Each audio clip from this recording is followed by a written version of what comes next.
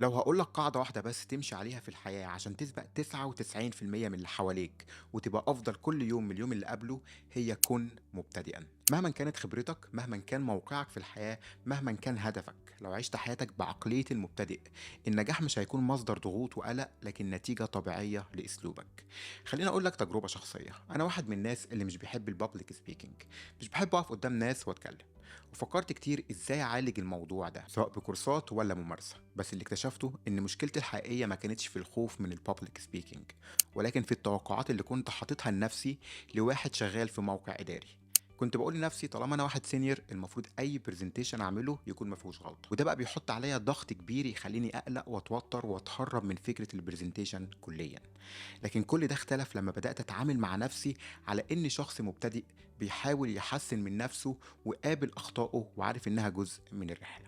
فتعال أقول لك 6 أسباب يخلوك تتبنى عقلية المبتدئ وتحرر نفسك من القيود اللي بتعرقل نجاحك. أول سبب: المبتدئين لا يخشون الخطأ.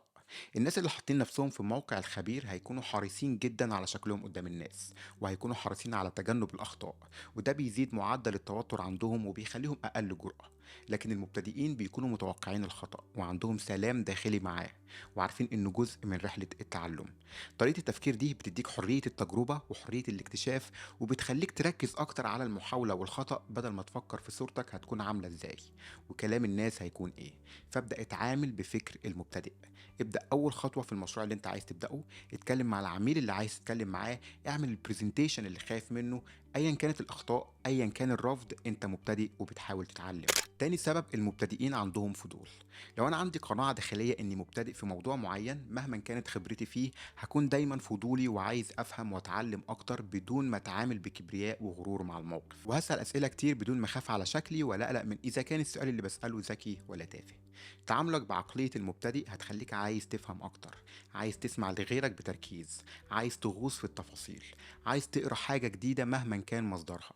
فالمرة الجاية لما تكون في اجتماع وعندك سؤال اسأله، لما تتسأل عن معلومة ومتعرفش ترد اسأل عن الإجابة، لما تجيلك فكرة خد رأي اللي حواليك واسمع من الكبير والصغير. تالت سبب: الاستمرار أسهل للمبتدئ.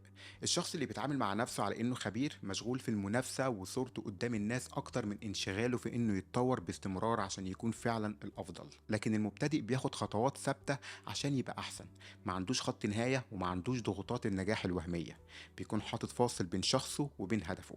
فبالتالي ما بيكونش عنده مشكلة إنه يغلط ويتعلم، أو ينسى ويراجع المعلومة، يسأل اللي حواليه لو أقل منه خبرة، يكمل كتاب للآخر، يشوف فيديوهات من أكتر من مصدر ويسمع لوجهات نظر مختلفة. كل ده بالنسبة للمبتدئين جزء من منهج التعليم.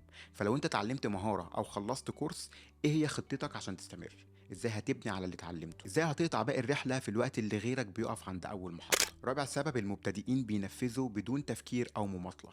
لو بصيت على اي واحد مبتدئ في اي مهاره هتلاقيه دايما بياخد اكشن، وده التصرف الطبيعي والميزه الاكبر للشخص المبتدئ.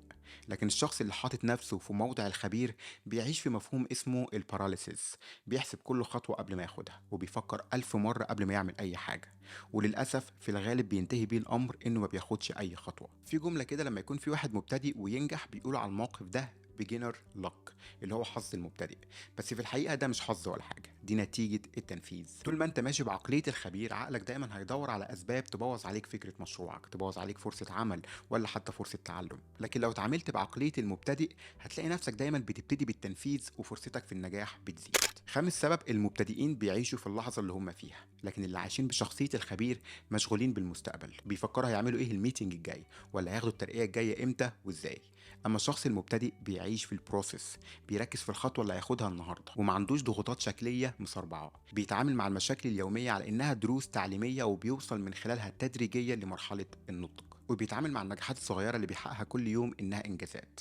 أنا بقول لك الكلام ده بحكم تجربتي مع الأونلاين كوتشنج، وإزاي المبتدئين كان بيفرحوا جدا لمجرد إنهم شالوا كيلو زيادة.